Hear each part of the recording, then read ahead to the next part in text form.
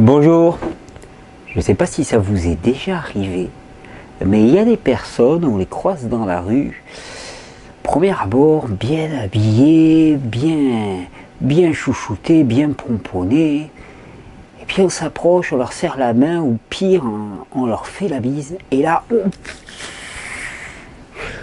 une odeur pestilentielle, la mauvaise haleine, hein, sentir du clapet comme on dit. Hein, c'est quelque chose qui est très handicapant, très handicapant. Là, j'en ris, mais c'est quelque chose qui peut être terrible, vraiment terrible.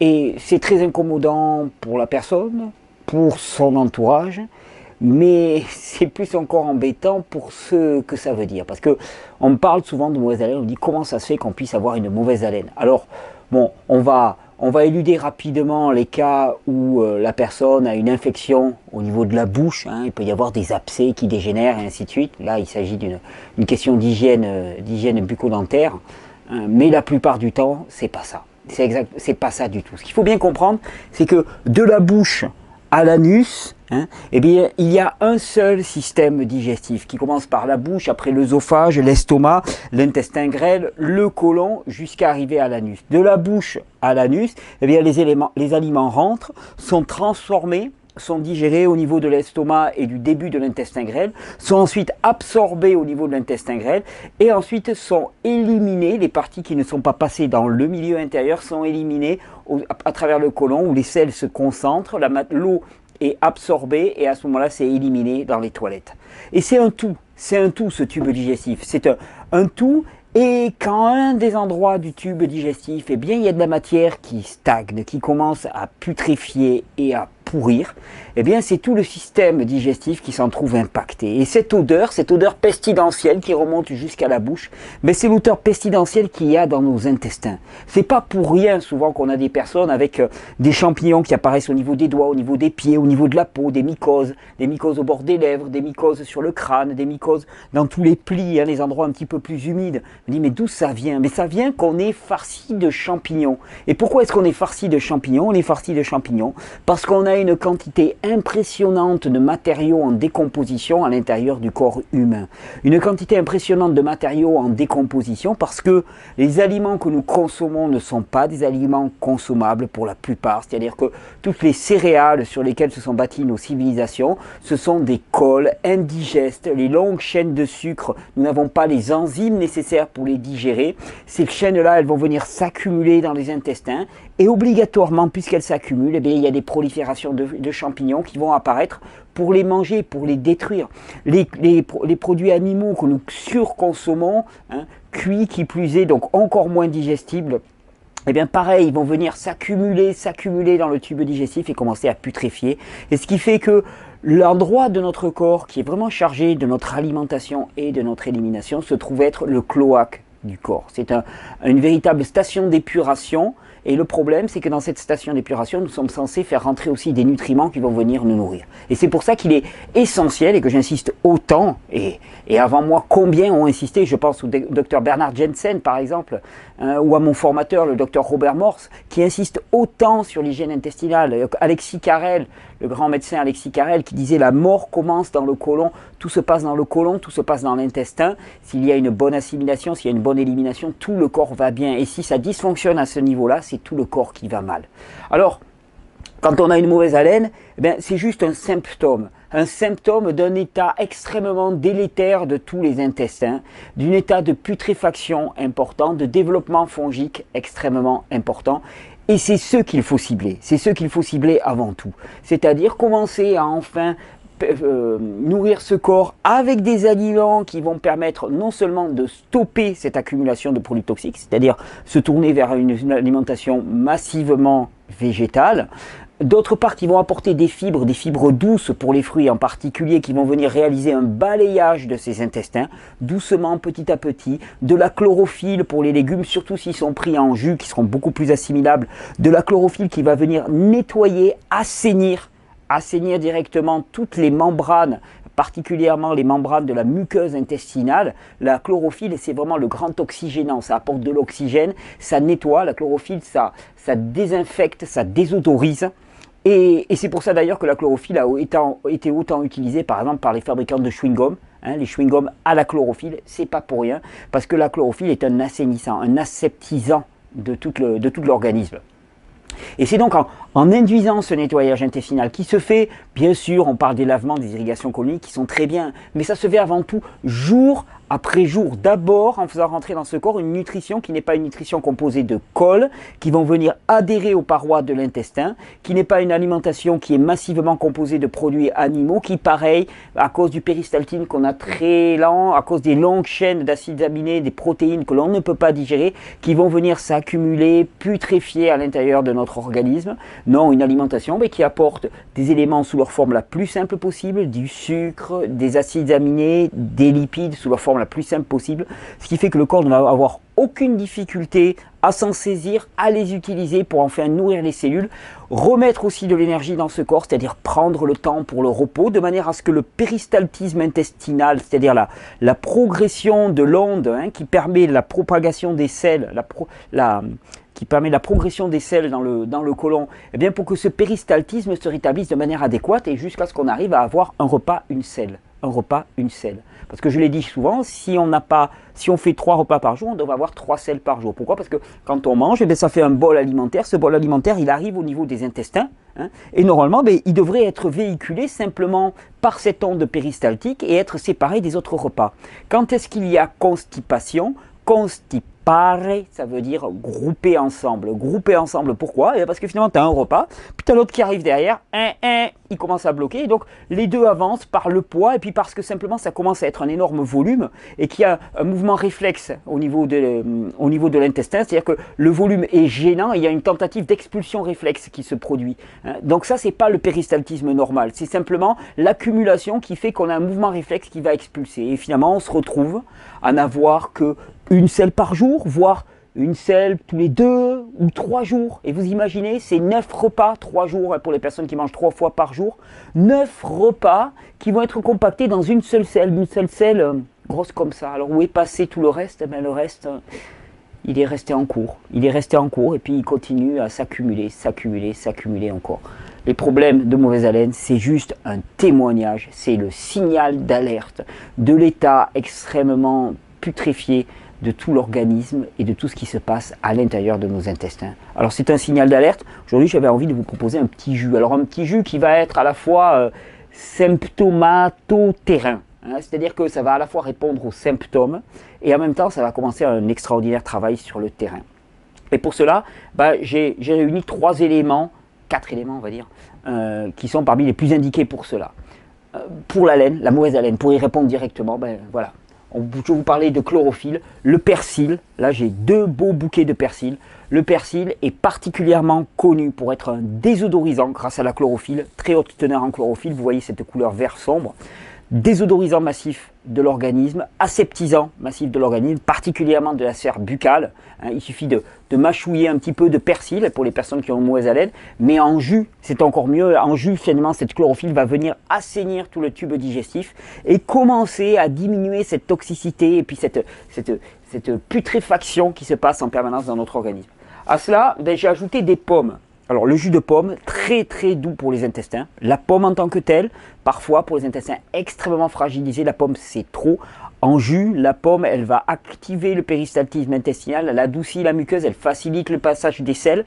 Et c'est un formidable jus laxatif, on va dire, que le jus de pomme. J'ai rajouté le fenouil, un bon petit bulbe de fenouil qui donne un petit goût anisé vraiment très très agréable et qui plus est, le fenouil, c'est une plante digestive par excellence qui va venir nettoyer plus alors là, dans la partie haute, au niveau de l'estomac et du début de l'intestin grêle. Le persil, j'ai oublié de le dire, il a d'autres vertus en plus d'être chargé de chlorophylle, désodorisant.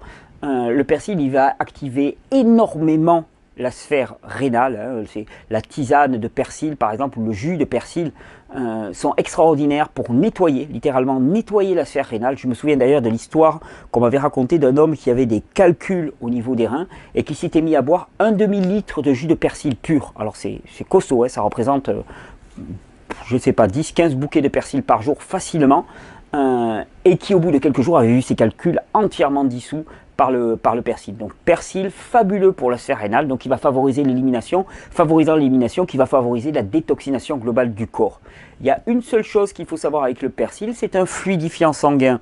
Donc pour les femmes, avant les règles par exemple, eh ben, si vous ne voulez pas avoir de règles trop abondantes, c'est peut-être pas le jus à faire avant, mais par contre après, oui, largement. Pour les personnes qui ont déjà tendance à avoir un sang trop fluide parce qu'ils ne produisent pas assez de plaquettes, parce que leur rate est fatiguée, alors à ce moment-là, ou leur moelle osseuse est fatiguée, à ce moment-là, peut-être y aller plus doucement et choisir un autre produit riche en chlorophylle. N'importe quelle plante vert sombre sera déjà bien indiqué. Le persil est parfait pour ça.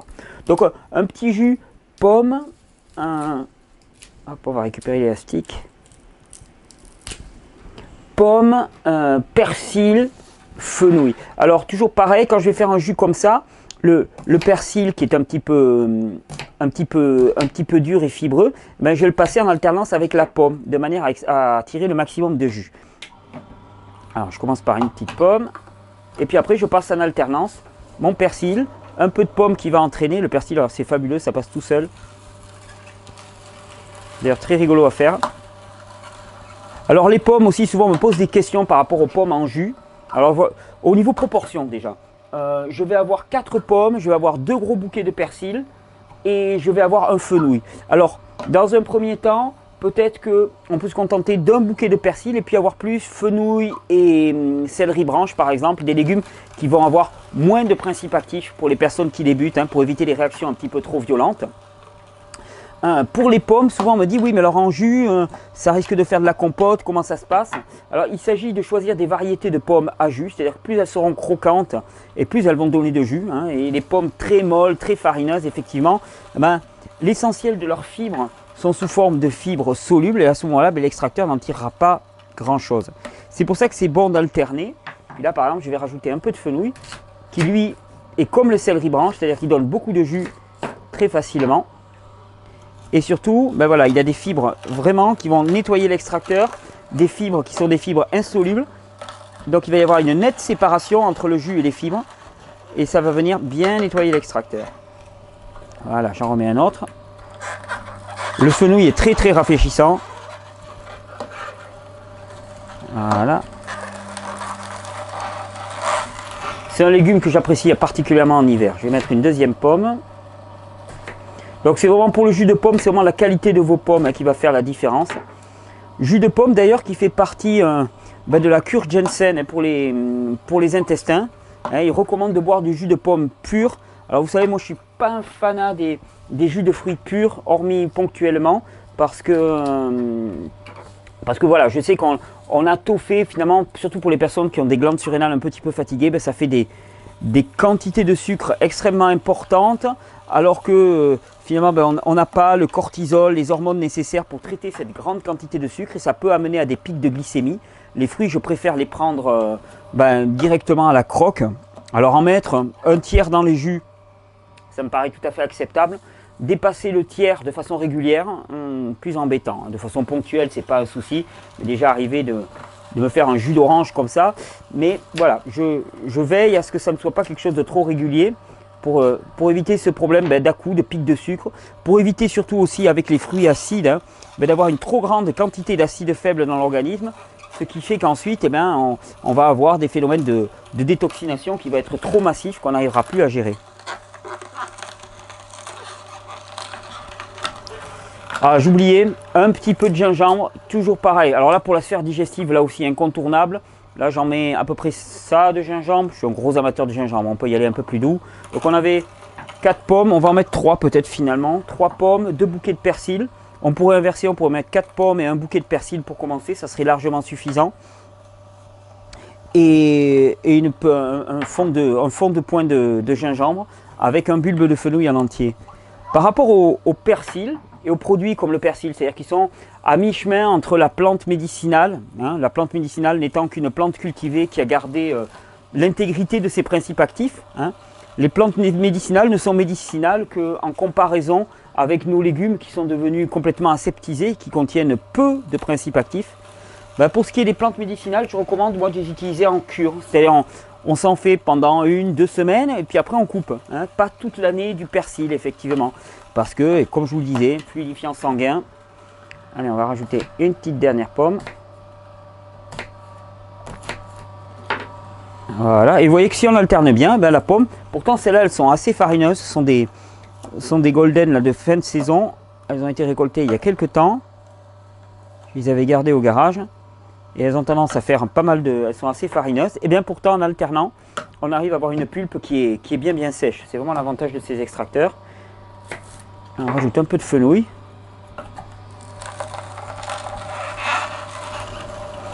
Fenouil, hein, pour ceux qui habitent dans le sud de la France, vous allez trouver du fenouil sauvage qui est absolument fabuleux. Très très fort par contre, allez-y tout doux. Hein. Puis là, ça va pas être le bulbe, ça va vraiment être les branches. Mais en jus, il est extraordinaire le fenouil sauvage. Et ça donne un goût anisé, très très puissant, un jus très très vert. Et de la même manière, hein, si vous avez la chance de cultiver du fenouil ou d'avoir des producteurs de fenouil pas loin de chez vous, je recommande particulièrement les parties vertes aériennes. Hein, c'est celles qui seront le plus chargées de chlorophylle. Plus que le bulbe encore. Là, j'en avais pas sous la main. Mais les parties vertes aériennes sont de loin les plus intéressantes. Et souvent d'ailleurs, les maraîchers, ce sont des parties qu'ils éliminent parce qu'ils ne peuvent pas les vendre. Donc c'est très facile de les récupérer. Voilà. Alors le jus de pomme, souvent, ça fait une espèce de petite mousse. C'est tout à fait normal. C'est le mucilage qu'il y a dans la pomme qui apparaît. Voilà. Toujours le passer un petit peu au filtre, j'aime bien. Ça permet d'enlever les derniers dépôts. Je préfère de plus en plus le filtre au sac à jus hein, parce que c'était un peu laborieux. Je m'en mettais plein les mains. Je préfère nettement cette méthode, c'est un peu plus propre, on va dire. Mais j'affectionne toujours autant de passer les jus. Ça permet vraiment d'avoir quelque chose qui va être, qui ne demande quasiment pas de processus digestif et donc qui va apporter bam comme ça au corps directement la dose de nutriments, de principes actifs que l'on attend de lui. C'est vraiment le principe d'un jus et c'est pour ça que souvent on me dit oui mais alors si tu prends que des jus tu n'auras pas de fibres. Mais il n'est pas question de prendre que des jus. Bon, il y a des gens qui le font sous forme de cure ponctuelle, pourquoi pas, mais il n'est pas question de prendre que des jus. Il est question de rajouter des jus à notre alimentation pour rajouter une très grande quantité de minéraux, de vitamines, de chlorophylle, d'antioxydants, de principes actifs. Et il ne s'agit pas de remplacer, il s'agit de rajouter. Et j'ai vu qu'effectivement, le simple fait de rajouter... Le simple fait de rajouter comme ça, ne serait-ce qu'un grand, alors c'est un grand puisqu'il fait 50 centilitres celui-là, un grand verre de jus vert par jour comme ça, et bien déjà au niveau de l'organisme, ça commençait à induire les nettoyages, ça commençait à induire tout ce processus de régénération en apportant les bonnes briques, les bons matériaux pour que le corps puisse se servir et enfin activer ce principe-là d'homéostasie.